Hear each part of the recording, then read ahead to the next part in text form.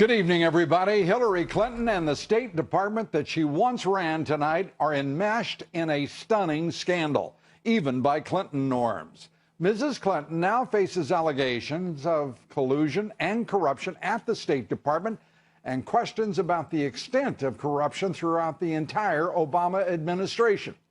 Newly released FBI records show that one of Mrs. Clinton's closest and most trusted aides at the State Department, Patrick Kennedy, tried to intimidate and bribe the FBI to downgrade the classification of Clinton's emails on her private server. And the alleged attempted bribe took place while former Secretary Clinton's records were under congressional subpoena.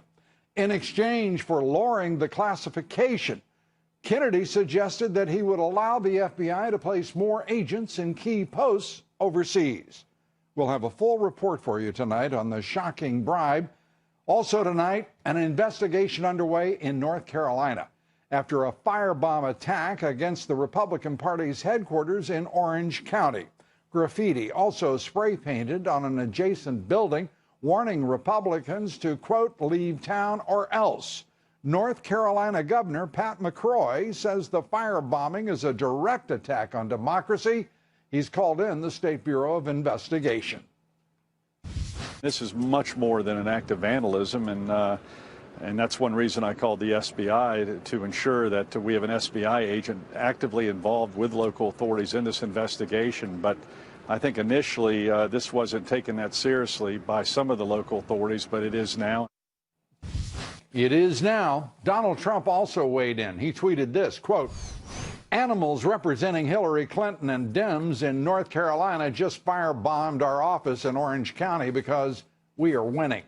Trump tonight is holding a rally in Green Bay, Wisconsin this hour, and we'll be bringing it to you when Trump does take the stage. And among our guests here tonight, former Reagan White House political director Ed Rollins, Pulitzer Prize-winning columnist for the New York Post, Michael Goodwin, former Pentagon official K.T. McFarland. We'll also be taking up this country's desperate need for real leadership, talking with legendary investor Wilbur Ross. In our top story tonight, Republican lawmakers calling on the State Department to fire Patrick Kennedy, the Undersecretary of State for Management. He is the aide who tried to cover up Hillary Clinton's email scandal by proposing a quid pro quo with the FBI. Fox News Chief Intelligence Correspondent Catherine Herridge has our report. The FBI records make clear that Patrick Kennedy, one of Secretary Clinton's trusted lieutenants, wanted to do a deal with the FBI over the classification of Clinton emails, something the agent starkly termed a quid pro quo. I think it's corruption. I think it's manipulation. I think it's against the law, and it certainly goes to the intent. Somebody should have been prosecuted for this. According to the newly released FBI interviews known as 302s, Kennedy and an FBI agent discussed a swap. The FBI would downgrade a highly sensitive Clinton email to unclassified, and in return, the Bureau would get coveted slots for agents overseas. Quote, redacted indicated he had been contacted by Patrick Kennedy, who had asked his assistance in altering the email's classification in exchange for a quid pro quo. At a follow-up meeting with intelligence agency reps, the documents show Kennedy was determined to shield the emails from public release. Quote, Kennedy spent the next 15 minutes debating the classification of the email and attempting to influence the FBI to change its markings. It wasn't some simple mistake that Hillary Clinton said it was. This is a concerted effort by a number of people to manipulate what was given to Congress, make sure that it never saw the light of day, and support Hillary Clinton. The email dealt with the 2012 Benghazi terrorist attack, where 4 Americans, Ambassador Chris Stevens, Foreign Service Officer Sean Smith, and former Navy SEALs Ty Woods and Glenn Doherty were killed. The FBI official responsible for classifying records said, quote, State has an agenda, which involves minimizing the classified nature of the Clinton emails in order to protect state interests and those of Clinton. Is that in keeping with the high ethical standards of the State Department? We, Pat Kennedy, all of us at the State Department are going to make their case as best they can. That's called interagency exchange and the kind of discussions that we carry out all the time. You're saying the FBI agent either got it wrong or is lying in this 302? As I understand this, Catherine, this was any idea or any really assertion that this was somehow tit for tat or a quid pro quo exchange of in that manner really, frankly, is insulting. While the email's classification was never changed, legal experts say even the discussion of a backroom deal violates federal law. Lou? Catherine, thank you very much. Catherine Herridge reporting. The Clinton documents are on the FBI website. We believe this is a critically important story. It is important that you understand the story, and to help you in that, and I tell you, it certainly helped us, go to the FBI's own website. The documents at vault.fbi.gov. We want to suggest you read these pages for yourself. They're heavily redacted, we'll tell you that, and it does take some effort, and I will urge you to do so because, as I say, I think this is a critically important story. Pages 25 to 29. I will tell you at the same time that we don't know who at the FBI put these pages up on their website. We don't know whether it was the FBI director's orders. We don't know if it was against his orders or without the permission of appropriate authority, or if it was someone at the FBI learning an important lesson from WikiLeaks and simply publishing the truth. Either way, we would be pleased, and I know you would be as well. WikiLeaks today released more emails exposing Clinton's scandal-plagued campaign. It is the 10th tranche of these documents to be released to the public. Some 15,000 emails so far, and there is more evidence pointing to blatant examples of national media collusion and the pay-to-play scandals that engulf the Clinton campaign, the Clinton cartel throughout. This email just released, The Hill columnist Brent Badowski, writing to campaign chairman John Podesta in February of last year, saying, quote, Clinton Foundation should cut off foreign donations ASAP. It would be good for the Clintons to get in the habit of cutting off downside risks of any kind. Podesta responds, working on it. Also, Clinton aides in an April 2015 email chain wrestling over whether the campaign should reject donations from those lobbying on behalf of foreign governments to avoid the appearance of impropriety. Clinton's campaign manager, Robbie Mook, wrote this, I'm okay just taking the money and dealing with any attacks. Communications director Jennifer Palmieri had the last words on the matter. She said this, take the money. Amazing. Also today, WikiLeaks, the victim of some sabotage, we're not entirely sure about the motivation, announcing that Julian Assange's internet link was intentionally severed by a state party. The group now tweeting, we can confirm that Ecuador has cut off Assange's internet access as of Saturday 5 p.m. GMT, shortly after publication of Clinton's Goldman Sachs speeches. Goldman Sachs has some influence. The Ecuadorian embassy in London is right next to the French embassy, a 10-minute ride to the Russian and American embassies, so geopolitically, Ecuador well situated, if not politically. Joining me now, former Reagan White House political director, Republican strategist, Great America PAC strategist, Ed Rollins, Pulitzer Prize-winning columnist for the New York Post, Michael Goodwin, both Fox News contributors. Michael, this is an extraordinary story that one agency of the Obama administration, one department trying to bribe the other. I mean, talk about pervasive corruption, that they would even have the confidence to do such a thing. Well, and the way it was done, the way the traffic reads, is simply kind of business as usual. That's what, they didn't see any objection to, you give us what we want, we'll give you what you want. Both of these are monumental issues, you would think. I was struck too, Lou, by this is yet another example of how flawed the FBI investigation into the Clinton. I mean, we have learned so much through these documents that have been turned over to Congress after Comey made his statement of no prosecution, after he testified before Congress. It's all the things we've learned since that really look like just a series of crimes that were committed, and the FBI saw no evil.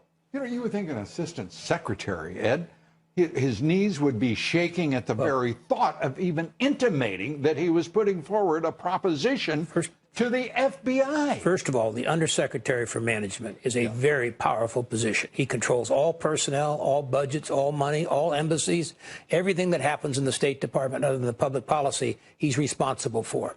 So this isn't trading desks. And the mere fact that he had also security of all the embassies, Benghazi, every place else.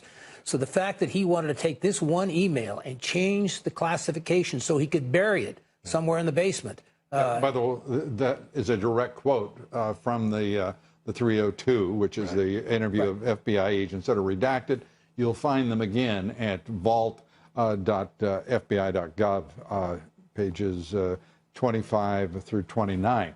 But to think that Kennedy is saying bury it in the basement, by the way, and the point of that to mean that no Freedom of Information request would ever make it to it. Obviously, it was an incriminating document, and it could have been incriminating him, it could have been incriminating the secretary or what have you.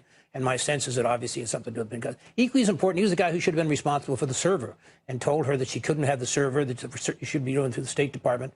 The idea that the FBI wants to have agents somewhere in the world is an important element. And to say that I won't give them to you unless you do this, this is not trading desks or trading personnel. This is a very, very vital security issue, and the Congress ought to just nail him totally. I'm not being flip about this. I mean, it's too bad.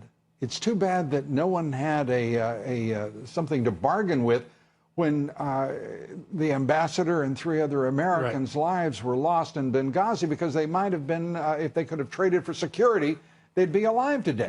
Right. This is so deeply appalling. Well, and the issue, Lou, that this thing is buried in the basement. I mean, we don't even know what's in that email, but it was so important that they were doing everything they could to hide it. So it was never released. That was because it was classified. It was not released. So it must have been something. I think this is another aspect that Jason Chaffetz and Congress needs to find out. What was so important that it had to be hidden? You know, it's disgusting. I mean, it's just so disgusting on every level. And there's a blackout in the national liberal media against WikiLeaks. And in this instance, this has nothing to do with WikiLeaks national media. Right. This has everything to do with a moment of truth on the part of the FBI, and reach out to that web page right now, because so much awaits you there. And if you black this out, there will be a special place in hell reserved for everyone. It probably won't last long on the FBI website. It's extraordinary. There's so much to talk about. The firebombing in North Carolina. It's troubling. Well, you can't get lost, though. There's 3 weeks to go to this election, and you can't put it off. This is a smoking gun, and they have to go find this thing. Look, I think that this is something, obviously, that will not be resolved before Wednesday night, so it's going to have to be part of the debate. But again, we should remember... Every Democrat in Congress should want to know what happened with the FBI. Right. Why this information presumably was not pushed up to the director, why he did not take action, why someone didn't stop this kind of behavior in what has become, obviously, a totally corrupt administration. Right. Whether it's the Department of Justice, the FBI, the State Department, still being run apparently by the former Secretary Hillary Clinton. Gentlemen, thank you so much. Thank you. Appreciate it. Ed, Michael. We're coming right back. There is a lot more straight ahead. Stay with us. What a night of news it is. And Donald Trump is holding a rally in Green Bay, Wisconsin. His first event in the state since Paul Ryan denounced him. Trump slamming Ryan ahead of the rally. He tweeted this. Yes, I'm smiling because I'm always amused by these tweets. Paul Ryan, a man who doesn't know how to win. Parentheses, including failed run 4 years ago. We remember that one. Must start focusing on the budget, military, vets, etc. Quote, we have all got to come together and win this election. We can't have 4 more years of Obama or worse.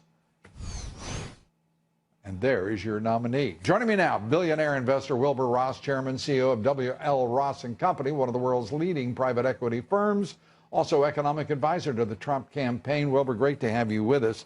I have to say, that was fairly restrained for Donald, I think. It was. It was the new, kinder, gentler Donald. I mean, I call Ryan worse than that on the air almost every night. But you're not trying to get his vote. No, I'm sure not. As a matter of fact, anyway, we won't go into that tonight.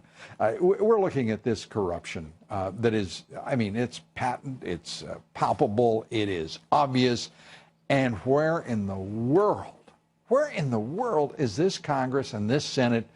Why aren't they standing up behind Donald Trump and saying, this has got to stop now? You've got 3 weeks to get it straightened out. Well, I don't understand why they haven't brought any action against her. Mm-hmm. She violated a subpoena, apparently. Right. She said things to them that don't seem to me to ring true. Do you think Paul Ryan actually would have the guts to do that? I don't know. I would have hoped he hasn't. So. He hasn't to this point. Mitch McConnell has been in hiding. I mean, he's pulling a Hillary Clinton. He's in hiding leading up to the debate. Maybe he'll emerge in Las Vegas. What do you think? I doubt that he'll emerge in Las Vegas. Well, I do too. But as we look at what is going on here, how can there be anything but the pragmatic judgment on the part of any leader of the Republican Party that they've got to support the nominee to stop Hillary Clinton, to stop the corruption of this administration? My God, are they? What is wrong with these people? Are they such fanatical ideologues, and that they cannot understand their secular opportunity here, and that is to save the republic, for crying out loud? Well, I think they run the great danger of destroying the Republican Party, because the millions of people who sent $25 and $50 to Donald Trump, they're not going to go away, whatever happens after the election.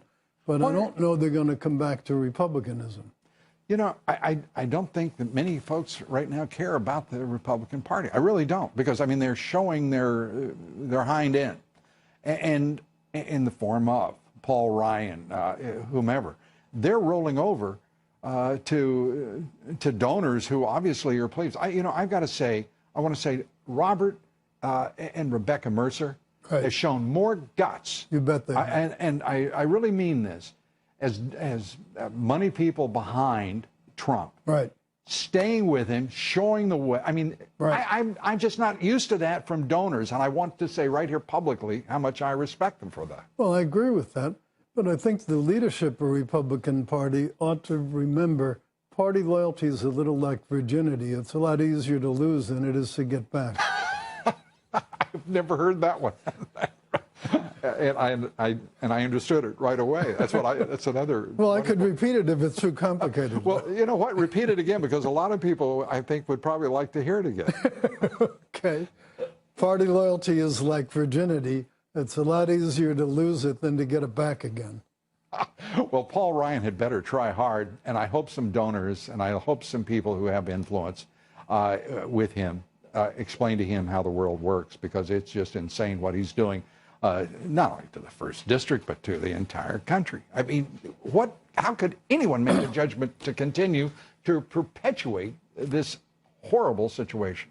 Well, what really scares me the most is a whole generation of people are growing up knowing you can't trust anything. You can't trust venerable American institutions. Right. That's not a healthy thing for the country. No, it's not. But at the same time, when you see this kind of ignorance on display by the leaders of the party that has an obligation to be the loyal opposition, right. Their cynicism is well placed. And by the way, the ratings for Congress, presage precisely where we are. The American public showing great judgment. We'll see what happens on November 8th. Wilbur, it's great to have you with us. Good to be on, Liv. Thank you. Good to see you. Be sure to vote in our poll tonight. Have you lost all trust in the mainstream media after their reporting over the course of this campaign? Cast your vote on Twitter at Lou Dobbs. We'd like to hear from you. I've got a sneaking suspicion how this is going to work out. Follow me on Twitter at Lou Dobbs. Like me on Facebook. Follow me on Instagram at Lou Dobbs Tonight. On Wall Street, stocks today began the week lower. The Dow down 52 points. The S&P lost 6. The Nasdaq down 14. Volume light trading again, 2.8 billion shares. A reminder to listen to my reports 3 times a day, coast to coast, on the Salem Radio Network.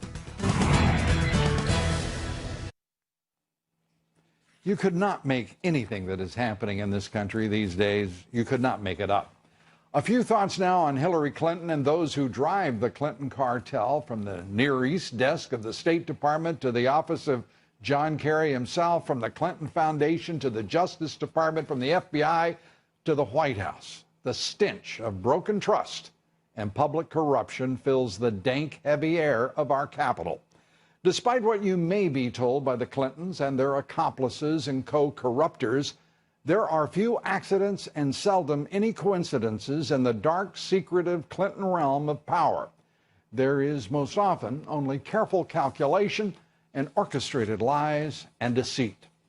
In a monumental irony, the search for truth hidden by and behind the rotting bureaucracy of our federal government has been chiefly aided by the relentless stream of emails, documents, and secretive speeches given by Mrs. Clinton, all now revealed by WikiLeaks. The WikiLeaks releases confirm without exception that the Clinton cartel will do anything to hide the truth from Americans, giving life to the axiom she stated in a 2013 speech, saying, quote, "You need both a public and private position," end quote. Perhaps neither the truth. Mrs. Clinton didn't hesitate to delete some 30,000 emails from her private email server that she used for official State Department business. And now we find out that one of her trusted aides in her State Department proposed quid pro quo. That's Washington bull for the word bribe. A bribe to declassify an email from Clinton's server. Clinton's State Department remains in the Obama administration. It is a government within a government, and outrageously unafraid to try to bribe the FBI, for crying out loud. Corruption so pervasive that the State Department was confident in the sufficiency of the FBI's corruption that it would try to bribe agents and officials of that once proud institution. My God, my God. Clinton is committed to corruption. Clinton's still doing all she can to hide the truth about her email scandal, and last week objecting to all or part of 18 of the 25 questions asked by Judicial Watch by a judge's order. So confident the American public is unaware and compliant that she managed some 278 days before she held a press conference while running for the presidency, for crying out loud. A streak that continued until last month. And she hides not only truth, but obviously herself, holding no public events, by the way, until the debate Wednesday. And the only reason we know about the bribe attempted between two departments of the Obama administration is the Federal Bureau of Investigation apparently learned from WikiLeaks and simply posted these illuminating and incriminating documents on the FBI webpage. We don't know who authorized that or if indeed anyone did. I'd like to hope it was the director himself, finding honesty and courage to act this time. But if not, I thank whoever made the right choice for themselves, their storied agency, and for this nation. Thank you. We're coming right back.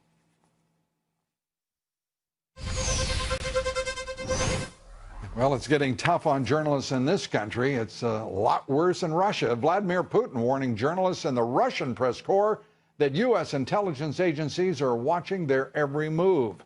Putin telling journalists covering his visit to India, quote, "The United States listens to everything and looks at everything.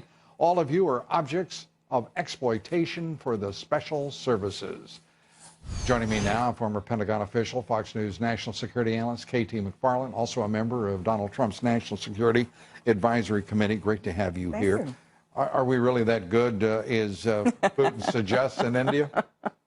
Well, I sure hope we're listening, because that's the job of our intelligence community, and I know that they're listening to us. And that's the world we live in, and we should understand it, and we should accept it and act accordingly. Well, one thing we're not a part of, or hadn't been, is corruption, violation of the public trust in the measure that we're seeing now, and in the still Clinton State Department, it is pretty clear.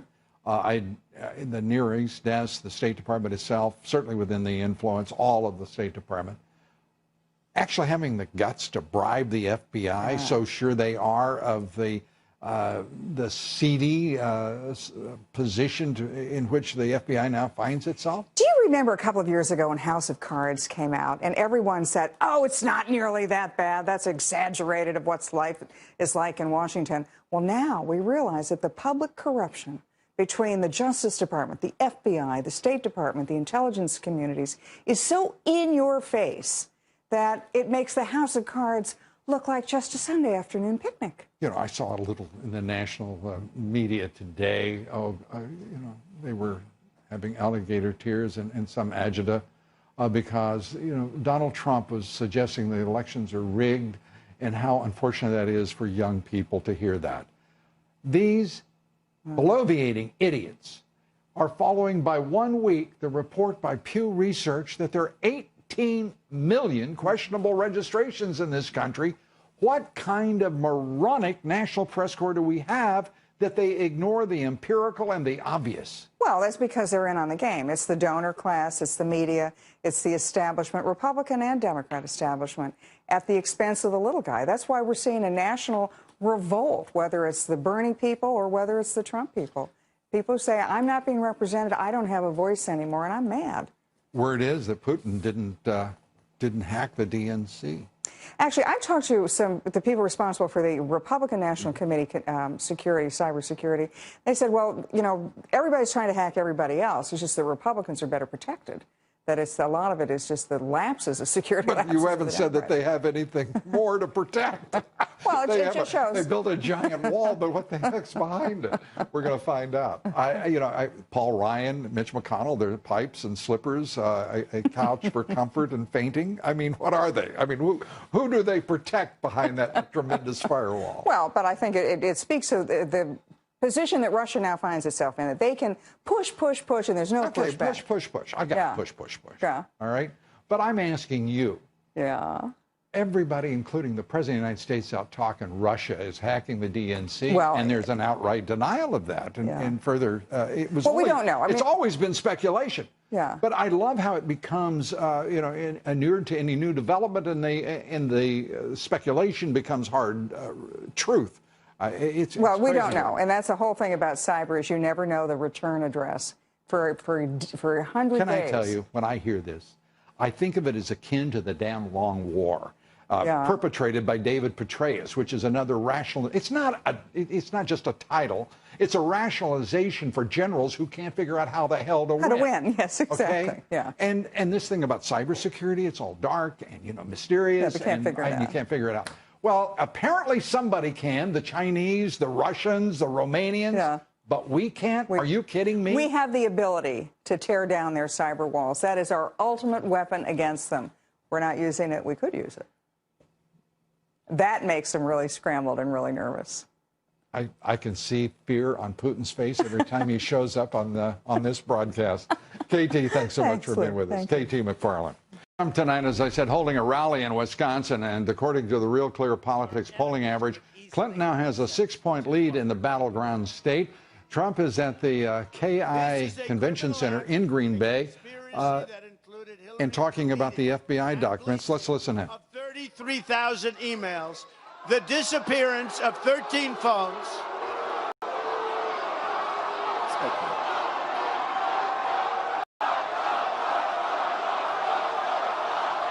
How many people are there? Get him out.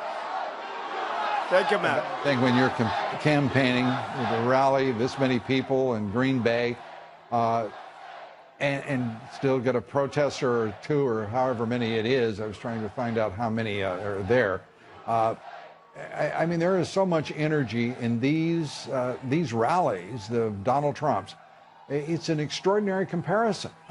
Literally, the last rally, and I believe it was in Miami, Hillary Clinton had 750 people, and she had the big draw of the former Vice President, Al Gore, with her. And he getting tens of thousands, of course. Let's go back to Donald Trump. This is an amazing group. But you know what? Keep doing it. It's more fun that way, right? Because frankly, if you didn't do that, you wouldn't even hear this guy. But that's okay.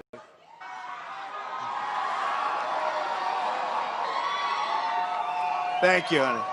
Thank you very much. So you have the disappearance of 13 iPhones, many of them whacked with a hammer. Who here has gotten rid of your phone and hit it with a hammer? Anybody? How many people? Anybody? Nobody? One? Oh, I want to find out the business that guy's in. But she whacked them, a lot of them with her hammer. Just whacked them. He's going through the issues of the emails, the destroyed by hammer, some of them, as he points out, the devices. Turns out there were 13, not the one that Hillary Clinton said she had possessed. Joining me now, former Arkansas governor, former Republican presidential candidate Mike Huckabee. Mike, great to have you with us. This crowd is so charged up, and the background in the news arena is so terrible for Hillary Clinton. Do you believe we're going to, at some point, see the cumulative weight of all of these revealed corrupt practices and events come crashing down over her head?